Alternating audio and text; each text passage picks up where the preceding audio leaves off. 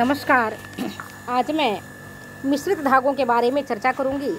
पिछले वीडियो में मैंने सिंपल धागे के बारे में चर्चा किया था, जिसमें चर्चा किया था एक रेशीय धागे, बहुरेशीय धागे, केबल या कार्ड धागा। और आज मैं मिश्रित धागे मीन्स कई प्रकार के धागों को मिलाकर के जो धागे तैयार किए जाते हैं उसको हम मिश्रित धागा कहते हैं, उसके बारे में चर्चा करूंगी कि मिश्रित धागे क्या होते हैं और ये कैसे निर्मित किए जाते हैं।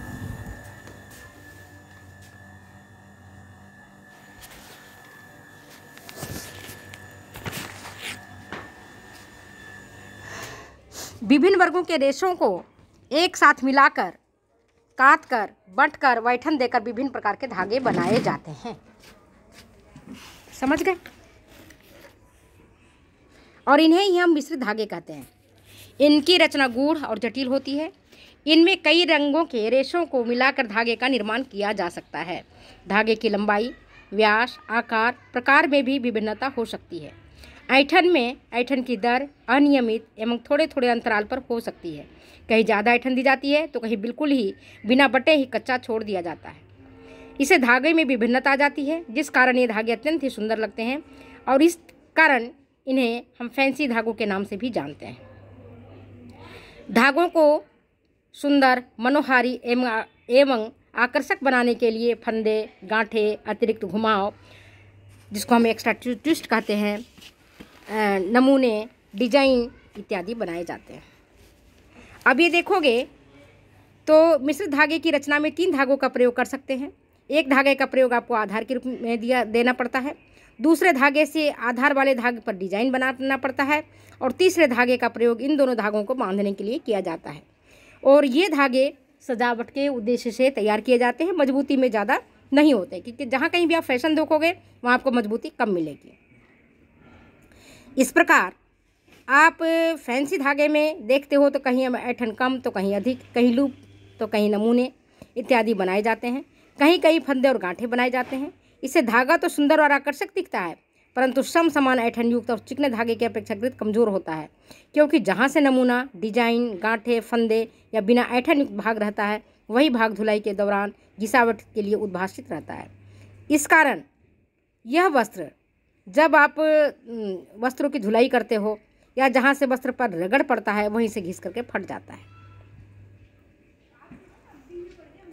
इसलिए धुलाई के बाद या धुलाई करते समय इस पर विशेष ध्यान दिया जाना चाहिए कि जहाँ पर आपके कमज़ोर धागे हैं उसको बचा करके फिर उस धुलाई करें।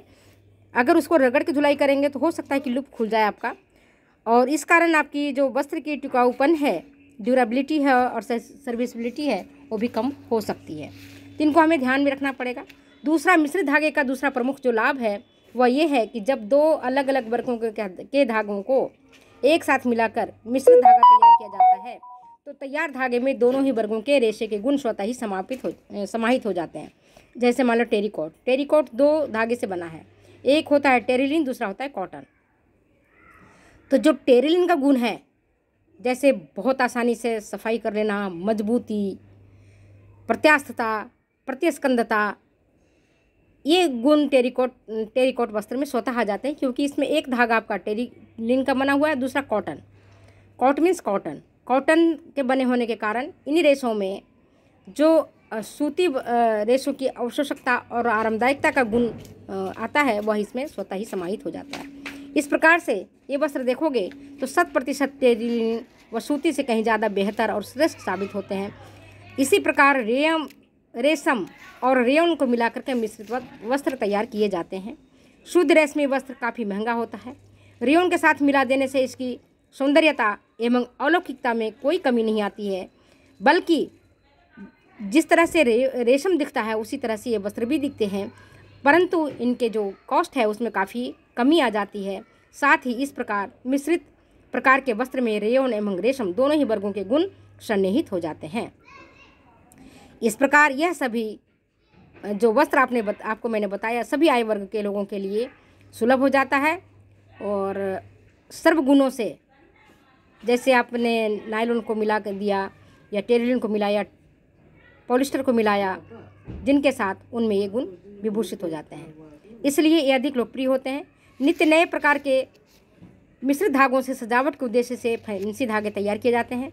और कुछ फैंसी धागे हैं जिनको मैं अभी आपको चर्चा करके बता रही हूँ, जिसमें पहला है स्लप धागा। इस प्रकार के फैंसी धागे में निश्चित अंतराल पर ऐंठन दी जाती है। धागे में कहीं अधिक ऐंठन तो कहीं बिल्कुल भी ऐंठन नहीं दिया जाता है, और कहीं बिना ऐंठन के ही छोड़ दिया जाता है, और शेष स्थानों पर बहुत जोर से कसकर ऐंठन दी जाती है, और कभी कभी ऐंठन की दर में भी भिन्नता रखी जाती है। इससे कहीं देखोगे धागे में कसाव कहीं अधिक होता है तो कहीं कम होता है, कहीं बिल्कुल भी नहीं होता है। इस कारण ऐसा धागा देखने में बहुत ही सुंदर और आकर्षक लगता है, और इससे जो वस्त्र की सुंदरता है और अलौकिकता है इसमें काफ़ी वृद्धि हो जाती है। मगर ये भी मैंने पहले भी बताया था और अभी भी बता रही हूँ कि जहाँ पर धागा बिना बटा हुआ है या जहाँ कम बटा हुआ है, वहाँ पर अगर आपके रगड़ पड़ेंगे, वस्त्र धुलाई के दौरान उस पर अगर आपने ब्रश चलाया तो वहाँ से वस्त्र शीघ्रता से घिसकर फट सकते हैं। तो इनको धुलाई करते समय ये ध्यान रखना है कि वस्त्र आसानी से ना फटे, और जब फट जाएंगे तो सारी सुंदरता खराब हो जाएगी और इसमें लगाया गया पैसा भी बर्बाद हो जाएगा।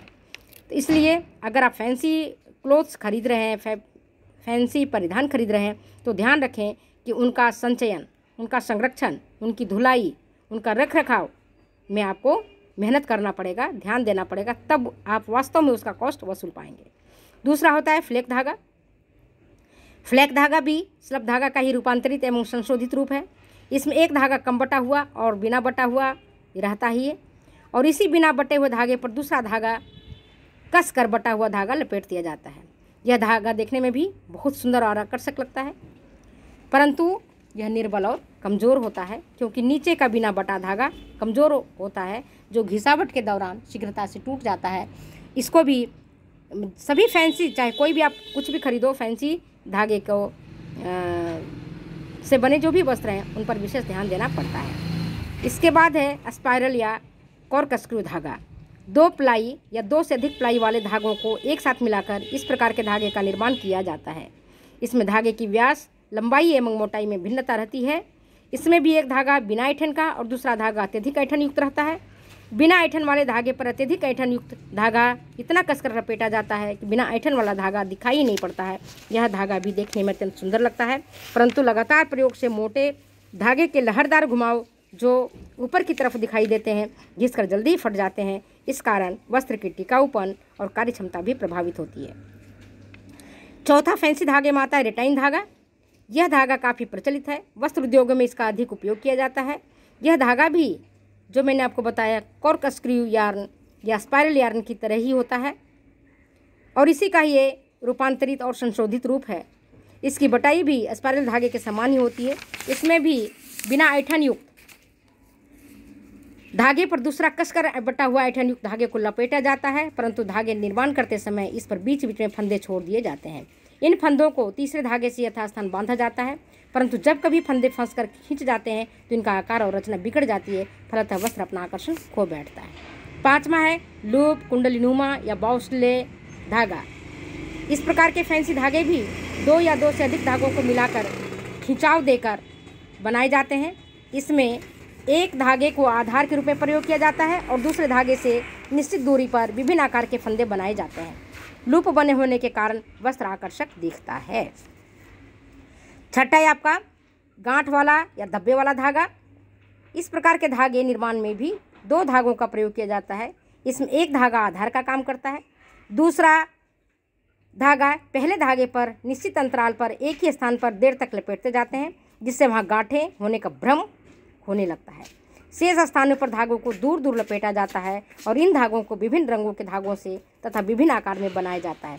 कभी कभी धागे छोटी होने के कारण धब्बे का भ्रम देती हैं और कभी कभी इन पर तीसरा बांधने वाला धागा का प्रयोग किया जाता है।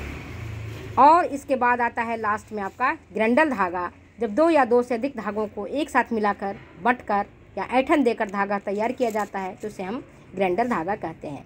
ये धागे भी अत्यंत सुंदर और आकर्षक दिखते हैं। और 8वां है आपका स्ट्रेच धागा। स्ट्रेच धागे जैसा कि आपने नाम से सुना, ये कृत्रिम विधि से तैयार किए जाते हैं और इन धागों में जैसा स्ट्रेच समझते हो खींचने पर फैल जाना और छोड़ देने पर अपनी पूर्वाकृति को वापस प्राप्त कर लेना।